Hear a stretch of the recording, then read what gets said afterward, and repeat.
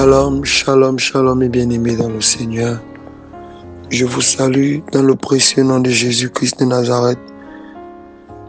Bien-aimés dans le Seigneur, je viens par la grâce de Dieu vous livrer un message dont j'ai reçu de la part du Seigneur qui date du vendredi 5 février 2021.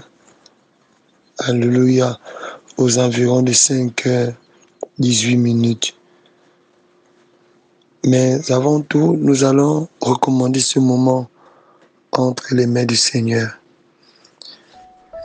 Ô Yahvé Dieu de gloire, au nom de Jésus-Christ de Nazareth, nous te bénissons, nous te magnifions, nous t'exaltons, car toi seul est digne d'être glorifié. Tu mérites la gloire, l'honneur, la louange et la magnificence, car en toi et pour toi seules toutes choses ont été créées, les visibles et les invisibles. À toi seul qui revient la majesté et l'honneur pour l'éternité. Père éternel, je te rends grâce pour la vie de mes frères et sœurs qui suivent cette vidéo. Père, je te prie Seigneur de les bénir, de les assister, de les visiter et de les toucher dans les profondeurs. Éternel Dieu mon roi, je te présente ce moment. Je scelle ce témoignage, ce message dont tu m'as mis à cœur de livrer à ton Église dans le sang de Jésus-Christ de Nazareth. Et que toute la gloire, l'honneur te revienne au nom de Yeshua HaMashiach. Amen. Et bien aimé dans le Seigneur, j'ai un message à vous livrer qui date de vendredi 5 février 2021 aux environs de 5h18. Le Seigneur m'a mis à cœur de livrer ce message. C'est pourquoi je prie que mes frères et sœurs, vous soyez disposés, sensibles à l'esprit. Amen. Le Seigneur me disait ceci pendant que je priais. Il me dit, il y a un vent qui se prépare contre vous et qui viendra balayer les impuretés de mon Église. J'ai nommé ce vent le vent du nettoyage. Les infidèles seront balayés et les fidèles seront comme des colonnes. Il est temps que je fasse le ménage dans mon Église, car j'ai longtemps permis la saleté dans mon Église. Je viens faire une séparation dans mon Église. Je séparerai les boucs d'avec les brebis. Je briserai mon alliance d'avec ceux qui sont devenus des boucs. Et mon Église ne sera plus semblable à Babylone, mais à ma Jérusalem tant désirée. Je sonde les cœurs et les reins. Je connais les cœurs qui sont à moi et ceux qui ne le sont pas.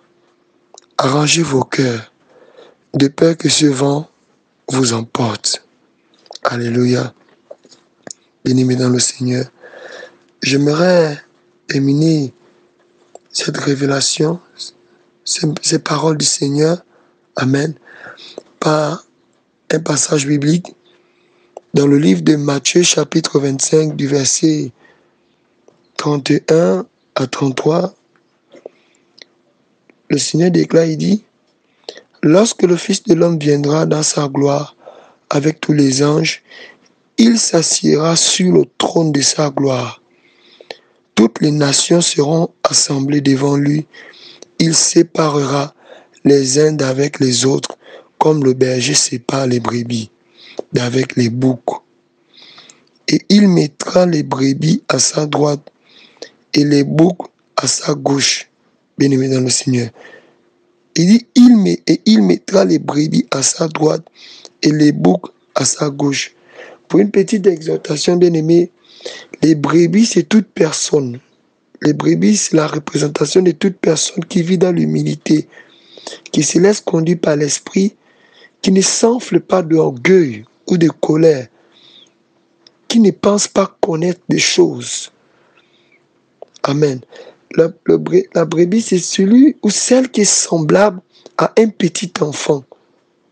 Amen. C'est celle qui ne résiste point à ce que le Seigneur lui dit, mais qui est prompte à obéir. Le Seigneur a appris la nature d'une brebis, d'un agneau, pour se laisser immoler sur la croix, se laisser flageller par ses propres créatures qu'il a créées, qui sont les humains. Et les boucs, c'est toute personne. C'est la représentation de toute personne qui pense trop connaître, qui pense qu'ils sont arrivés, qu'ils ont trop la connaissance, ils ont trop la sagesse, quand même que souvent, c'est souvent même la sagesse humaine. Beaucoup comparent la sagesse humaine, beaucoup confondent autant pour moi la sagesse humaine et la sagesse qui vient de Dieu. Alléluia. La Bible déclare que si quelqu'un prétend être quelque chose, quoi qu'il ne soit rien, il s'abuse lui-même. Bien-aimé dans le Seigneur, je vais inviter par cette exhortation et ces messages du Seigneur à dire à quelqu'un de ne pas se comporter comme un bouc, mais d'avoir la nature d'une brebis. Bien-aimé, d'avoir la nature d'une brebis. C'est malheureux qu'il y a des personnes qui se disent chrétiens. Amen. Qui se disent chrétiens. Chrétiens qui veut dire comme Christ, mais qui sont semblables à des juifs auparavant qui pensaient trop connaître la loi de Moïse, qui pensaient être des enfants d'Abraham, mais qui étaient en réalité, sans même se rendre compte, des serviteurs, des enfants du diable. Comme Jésus l'a dit, vous avez pour père le diable. Bien-aimé, le Seigneur vient faire un ménage. Il dit qu'il vient faire le ménage dans son église.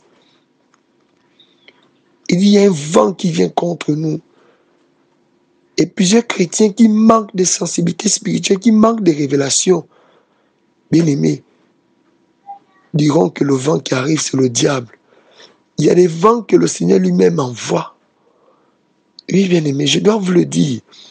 Il y a des vents que le Seigneur lui-même il envoie pour balayer les impuretés. Et il le fait souvent quand il a beaucoup interpellé son église. Bien-aimé, au temps de Jérémie, c'était impossible pour les prophètes au temps de Jérémie de penser que Dieu va dire à Jérémie d'aller se livrer aux Babyloniens. Pour ceux qui méditent la parole de Dieu. Dieu avait dit par le canal de Jérémie d'aller à Babylone, d'aller en captivité à Babylone. C'était impensable pour les prophètes, pour les autres prophètes. C'est pourquoi Jérémie était persécuté. Parce que plusieurs personnes, plusieurs prophètes disaient que ce que Jérémie disait ne venait pas de Dieu. Lisez les Écritures.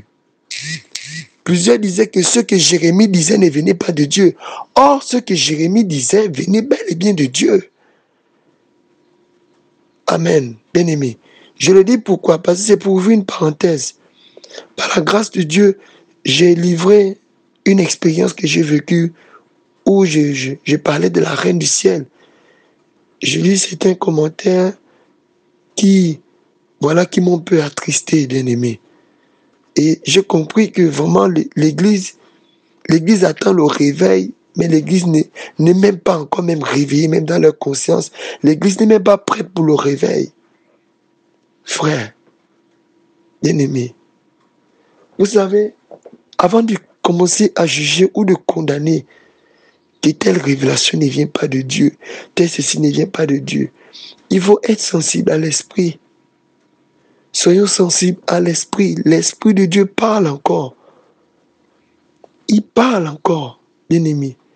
En fait, même l'apôtre Paul a dit, nous connaissons en partie et nous prophétisons en partie. Les apôtres ont prophétisé, mais ils n'avaient pas toute la plénitude de la prophétie. Les apôtres ont livré des connaissances, mais ils n'avaient pas la plénitude de la connaissance. Nous sommes dans une génération où le Seigneur a décidé de révéler des mystères cachés qu'il avait cachés aux sages, qu'il avait cachés à ceux qui pensent connaître Dieu. C'est comme au temps des pharisiens. Les pharisiens étaient étonnés que les apôtres, les disciples de Jésus, avaient une connaissance que pour eux, ils pensaient que ce n'était pas écrit dans la Torah, dans la loi. Bien-aimés, dans le Seigneur, beaucoup de frères et sœurs tombent souvent dans les blasphèmes, sans même s'en rendre compte. Ils sont prompts à injurier, ils sont prompts à insulter les serviteurs de Dieu, pensant que c'est un serviteur de Dieu qui s'insulte. Or, c'est l'Esprit de Dieu qui sont en train d'outrager. Bien-aimés, le jour du Seigneur, beaucoup seront surpris, pensant être enlevés, mais ils seront restés. J'aimerais dire à quelqu'un, choquer une personne même, que la sagesse ne peut pas te sauver. Mais l'humilité, c'est celle qui précède la gloire. Et le royaume de Dieu, c'est un royaume de gloire. Bien-aimé, Salomon, avec toute sa sagesse, s'est détourné de Dieu dans ses derniers jours. Parce qu'il a commencé à adorer des idoles, il a commencé à bâtir des autels, des Baals. L'Éternel avait dit de ne pas épouser des femmes étrangères. Il a commencé à faire cela. Il a fait ce que son père David n'avait pas fait. Lui qui avait de la sagesse. Bien-aimé, que la sagesse, la Bible dit que la connaissance est enfle, mais l'humilité précède la gloire. Bien-aimé, cessons d'être des amoureux de la lettre, mais cherchons la révélation. Quand le Seigneur parle, que le Seigneur vous bénisse. Shalom, shalom, shalom.